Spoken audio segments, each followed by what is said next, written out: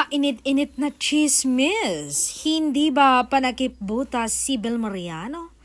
Donnie Pangilinan? Yan ang diretsang tanong kay Donnie Pangilinan na talagang nagpatameme at nagpaseryoso sa kanya ng bonggang-bongga. Kitang-kita sa kanyang mga mata. Saad ang aktor, hindi siya panakipbutas sa kwento ko.